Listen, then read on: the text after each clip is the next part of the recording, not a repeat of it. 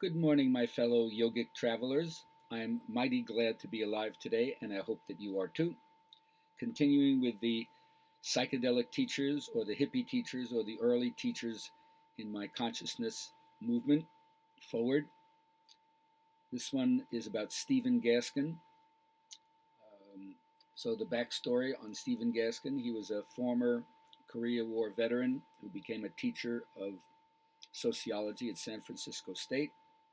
One of his students turned him on to pot, and all of a sudden a whole new life opened up.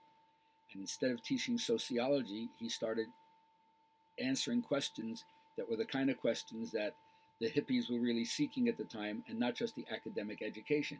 And a lot of it had to do with consciousness change and Eastern philosophy and occult teachings and Hermetic teachings and so forth. And so the class got so big that he had to move off campus, and they rented an old rock and roll hall called the Family Dog, and that's where he would hold sway.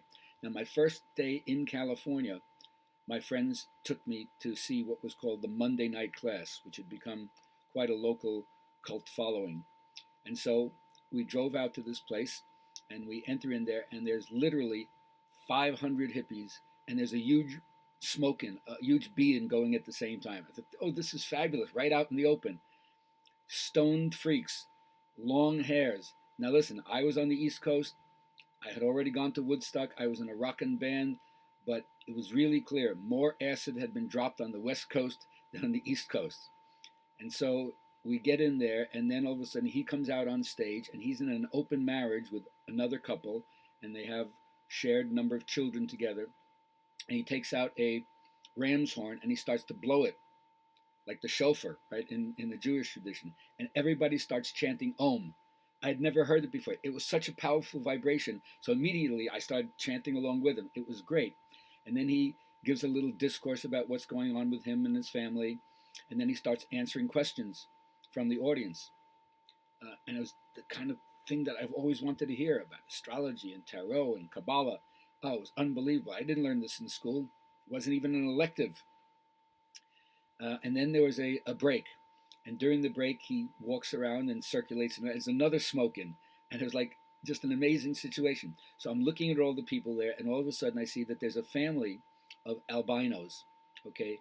But they were not just albinos, they were albino freaks. They had not let their albinism stop them from being hippies with really long hair and funky dress, and a beautiful family, man, woman, and two kids. And in those days, you could lock eyes with people and do what we call tantric gazing, just to kind of like sparkle at each other and shine at each other and then move on, right?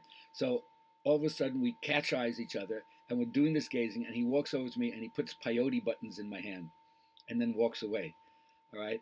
So that night, of course, was the first time that I had some peyote tea and started writing music synchronously at the same time.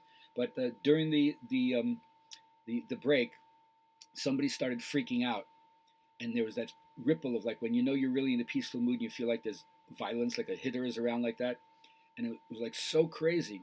And then all of a sudden, this beautiful flower child sister with flowers in her hair and a flowing dress, when everybody else was like freaking out that there might be violence because this guy's going off the deep end, she just walks over to him and holds him by the hand, gives him a big hug, and brings him into the circle.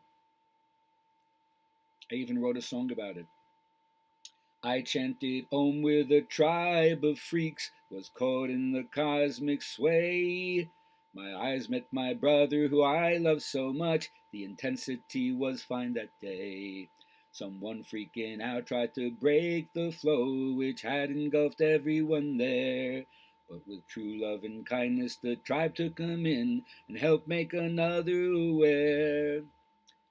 Yes, it's far out where the West is the best. So live for peace, let yourself be awed by what can go down when you're living for truth, having each other to be reassured.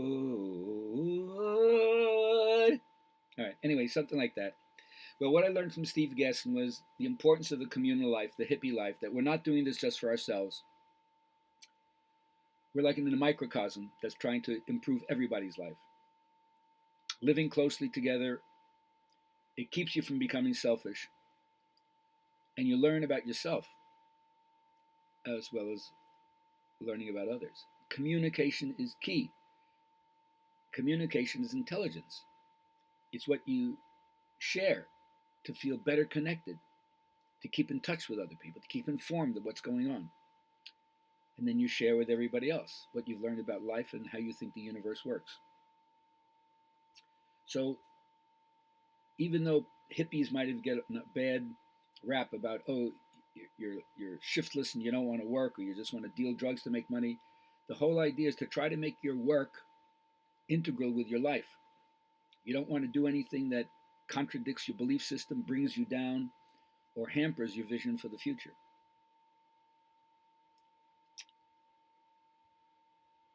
One of the great things that they did was, after a while, they got accused of, yeah, well, you're doing this here because this is like a hippie preserve, but what if you went around the country? You think that the straight people would really embrace you in the same way? And so they began a caravan that, like 25 converted school buses, and they went around the country speaking to different church groups and organizations in every state.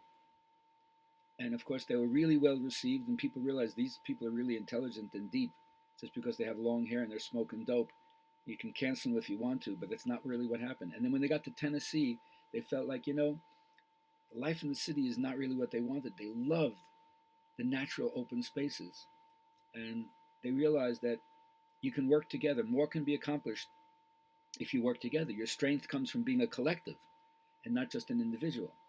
Because as a group, you can carry out things that it's out of the reach for the individual. So they found a piece of land, they settled in Tennessee, and the basic idea is to realize that you run on agreement. What's the common goal? What's the common ground that's going to enable us to accomplish something? Because once you realize that everything you do is part of your spirituality, be spiritual in everything you do. There's no separation between your daily life and your spiritual life, or the material plane and the spiritual plane. They're one and the same. There are no two worlds. There's just this one, filled with spirit. And they really jump-started the whole soy industry, which now, of course, it's not only just the soy industry, it's all the other non-dairy plant alternatives, but soy was the first one. And so they got tofu going, they got seitan going. And not only that, but Steve Gaskin's wife, Ina May, began this fantastic midwifery program. One of the classic hippie books at the time was called Spiritual Midwifery. And they had this most beautiful offering for anybody, which was, if you're thinking of aborting your baby, don't. Come to the farm, we'll deliver the baby, we'll raise the baby for you.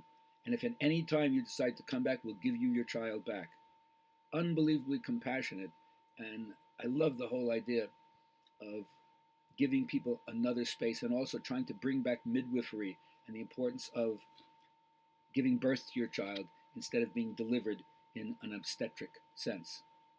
So once you realize that the material proceeds from the spiritual, rather than, like, your material beings trying to spiritualize your bodies, no, your spiritual beings physicalizing your bodies, then you realize the whole idea is to put aside petty hassle. Work together, be competent enough to take care of yourselves, and then they actually were exporting food to other countries. Can you believe that? They made the change. Don't use the name the Hunger Project. Already that has a strange connotation. They use the word the Plenty Project. So it shows you what a small group of committed people can do. And I was really into what their lifestyle was, what their message was. And of course, in my own way, I ended up living in a number of communes in California, and then I even moved to a commune in Tennessee and did some farming for a very short amount of time. Wasn't my style. But he was a big influence to me.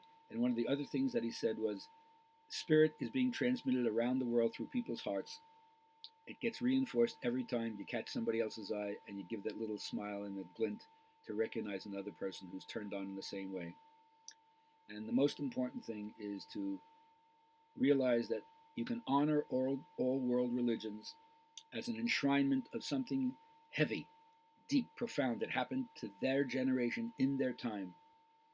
But something just as heavy has happened in the generation of the late 60s.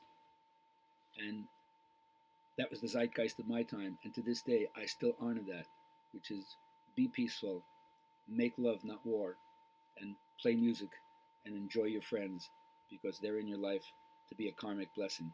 Take it to the streets.